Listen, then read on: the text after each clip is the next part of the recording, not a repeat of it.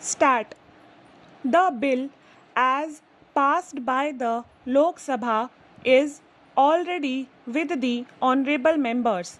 The Select Committee earlier went exhaustively into the various provisions of the original bill and also recorded evidence from some of the representatives of the industry.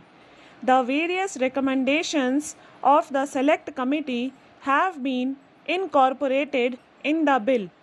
In addition, the wishes expressed by some of the members of the Lok Sabha that provision should be made for election of some of the representatives of growers and nomination of certain other representatives in whose case, due to lack of proper organization, election is not the best means of choosing the representatives, have been incorporated in the bill. Then this bill, as it has emerged from the Lok Sabha, I hope is of a non-controversial nature. Relatively speaking, I may be permitted to explain in brief the changes that have been made in the original act. The difficulties of small growers have been appreciated and the major portion of the acreage of rubber cultivation is held by the small growers. The small grower has been defined in the bill as one whose estates do not exceed 50 hectares in extent. Proper representation to these small producers of rubber will be given on the board as directed by the Joint Select Committee. The labor representatives in the board have been increased from 3 to 4. The House of Parliament, as honorable members might have noted, will be represented by 3 members, 2 from the Lok Sabha and 1 from the Rajya Sabha. Membership of the rubber board will not disqualify a person from being a member of parliament. The central government will have no representative in the board. However, government officers can attend and take part in the proceedings of the board, though they will not be entitled to vote. With regard to the mode of selection of the members of the board to represent the states to Tamil Nadu and Kerala, provision has been made for election or nomination as may be prescribed in rules.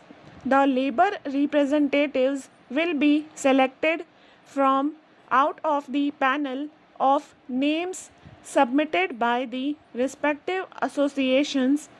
With regard to the chairman of the board, by and large, members of the Select Committee and of the Lok Sabha agree on the need for a nominated chairman in order that there may be proper coordination between the board and the government. An important provision has been made in the bill to enable the board to take steps to secure better working conditions for workers engaged in the rubber industry and to see that they are provided with amenities and incentives. I should also like to tell the House that the present production of rubber is about 22,000 tons a year. The demand is increasing every year while the supply is not keeping pace with the demand.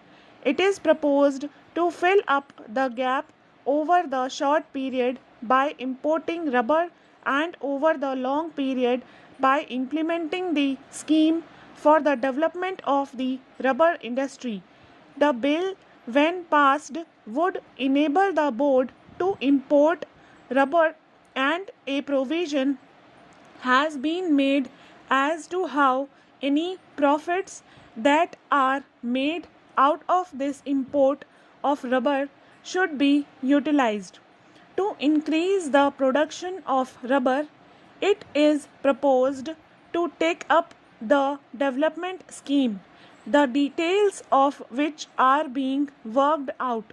For this purpose, a provision has been made to enable the government to increase the cess gradually from the present cess of 10 rupees per 100 kg to 50 paisa per kg. It appears that at present the small grower is at a great disadvantage as far as the marketing of his rubber is concerned. This problem is rather difficult to solve. Provision, however, has been made for the rubber board to take up marketing of rubber also. It is hoped that the new board will be able to tackle the problem of the small grower successfully. It is hoped that the board, with such control and advice that government can give, will be able to render useful service to the rubber industry. I have given a skeleton inviting the attention of the House to the salient features of this amending bill. I have no doubt that critical observations will be made on the substance of the bill as also on its details, and it will be my duty to refer to them and reply to them in the course of the debate. Sir, I therefore commend the bill to the honorable members of the House. Mr. Vice Chairman, this is a bill to amend another commodity board, the rubber board. We are now having various boards from the development of tea, coffee, silk, and now rubber. There are various others also, like the coir board and things like that. You will find that all these boards are now completely under the thumb of the Commerce Ministry. The initiative has been taken away from private enterprise and has been passed on to the bureaucratic machine. Stop.